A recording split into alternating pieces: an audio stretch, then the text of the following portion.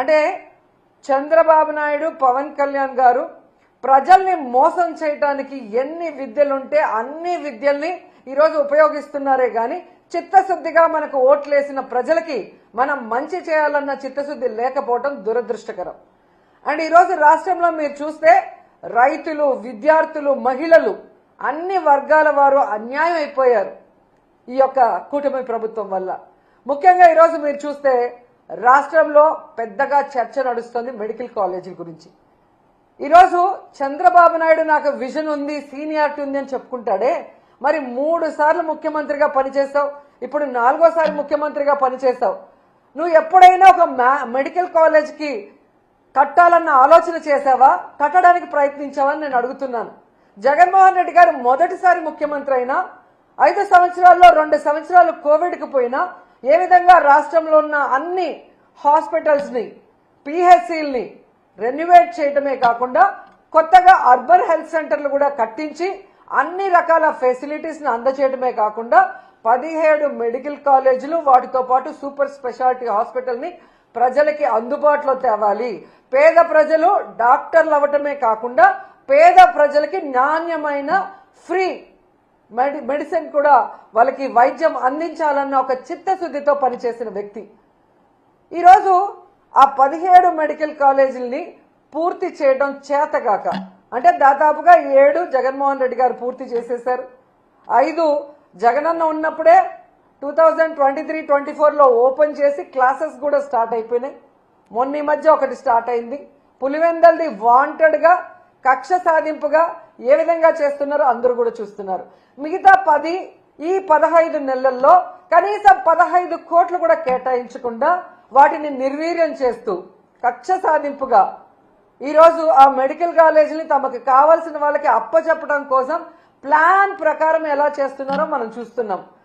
ఈ నీతిమాలిన ప్లాన్లు, నీతిమాలిన రాజకీయాలు, వీళ్ళ దోపిడీ కోసం మెడికల్ కాలేజీల్ని అంటే లక్షల కోట్లు విలువ చేస్తాయి భవిష్యత్తులో. అలాంటి మెడికల్ కాలేజీల్ని విత్ హాస్పిటల్స్ తో తమకు కావాల్సిన వాళ్ళకి పప్పు బెల్లల్లాగా చంద్రబాబు నాయుడు కూటమి ప్రభుత్వం ఇచ్చేస్తుంటే జగన్మోహన్ రెడ్డి గారు ప్రెస్ మీట్ పెట్టి నిజాలన్నీ కూడా ప్రజలకు తెలియజేయగానే వాటికి సమాధానం చెప్పాల్సిన సీనియర్ మోస్ట్ చంద్రబాబు నాయుడు ఎందుకు సమాధానం చెప్పట్లేదు? ఎందుకు తన మంత్రుల్ని రెచ్చగొట్టి జగన్మోహన్ రెడ్డి గారిని బూతులు తిట్టడానికి ఈరోజు పంపిస్తున్నారని నేను అడుగుతున్నాను. ఎంత సిగ్గుచేటంటే ఈరోజు హోంమంత్రి అనిత గారు ఒక ప్రెజెంటేషన్ ఇచ్చారు. ఆ ప్రెజెంటేషన్ చూస్తుంటే అది ఒక ప్రెజెంటేషన్ లాగా లేదు, అనిత ఫ్రస్ట్రేషన్ కనిపిస్తోంది. ఆమె ఏదైతే వీడియోలు చూపించిందో అవన్నీ చంద్రబాబు నాయుడు కూటమి ప్రభుత్వం తయారు చేయించిన ఫేక్ వీడియోస్ ని ఏ విధంగా ఆమె ప్రజెంట్ చేసిందో మనం అందరం కూడా గమనించగలిగాం. ఎందుకంటే ఆడవాళ్ల భద్రత గురించి, బాలికల మీద జరిగే హత్యల గురించి, అలాగే మహిళల మీద జరిగే అఘాయిత్యాల్ని ఆపడం గురించి ఆవిడ ఏ రోజు మీటింగ్లు పెట్టలేదు, ఏ రోజు పవర్ పాయింట్ ప్రెజెంటేషన్లు ఇవ్వలేదు. వాటికి ఎలాంటి ఒక పులి స్టాప్ పెట్టే విధంగా కొత్త చట్టాలను తేవటమో లేదా ఉన్న చట్టాలని సవరించి నేరస్తుల్ని కంట్రోల్ చేసే విధంగా ఏ రోజు చేయలేదు. కేవలం చంద్రబాబు నాయుడు ఇచ్చే ఫేక్ వీడియోల్ని ప్రజెంట్ చేస్తూ జగన్మోహన్ రెడ్డి గారిని తిట్టడానికే ఆమె ముందుకొచ్చిందనేది ఈ రాష్ట్ర ప్రజలు గమనిస్తూ ఉన్నారు. ఎందుకు ఇది నేను చెప్తున్నానంటే ఆమె ప్రజెంటేషన్ చేసిన స్టైల్ చూస్తేనే మీకు అర్థమవుతుంది. ఈరోజు దాంట్లో ఒకటి మనం గమనించవచ్చు. అందరూ ఏమనుకుంటారు, అనిత గారు ప్రెజెంటేషన్ ఇస్తుంది, ఓకే జగన్మోహన్ రెడ్డి గారికి కట్టడం చేత కాలేదు, గతంలో చంద్రబాబు నాయుడు 3 సార్లు ముఖ్యమంత్రి అయ్యాడు కదా, ఎన్ని కాలేజీలు కట్టేశాడో, ఎంత అద్భుతంగా కట్టేశాడో, ఏ విధంగా అవి రన్నింగ్ అవుతున్నాయో చూపిస్తారని అందరూ కూడా ఆ ప్రెజెంటేషన్ చూడటం జరిగింది. కానీ ఆమె చెప్పిన విషయాలు చూస్తే చంద్రబాబు నాయుడు ఒక్క మెడికల్ కాలేజ్ కూడా కట్టలేదు, దానికి ఆలోచన కూడా చేయలేదు.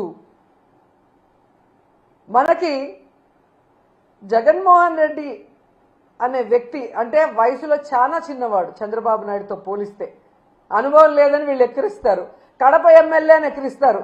మరి కడప ఎమ్మెల్యే గారికి 17 మెడికల్ కాలేజీల్ని పర్మిషన్లు తెచ్చి వాటికి శ్రీకారం చుట్టి దాదాపుగా ఈరోజు 6 కాలేజీలు రన్నింగ్లో ఉన్నాయి. ఈ 15 నెలల్లో వీళ్ళు గనక వాటికి డబ్బులు కేటాయించి చేసుంటే అవి కూడా ఈరోజు రన్నింగ్లోకి వచ్చే అవకాశం ఉండి కూడా చేయలేక వీళ్ళు వెనక్కి పెట్టి జగన్మోహన్ రెడ్డి గారిని తిడుతుంటే ప్రజలు నవ్వుతున్నారు.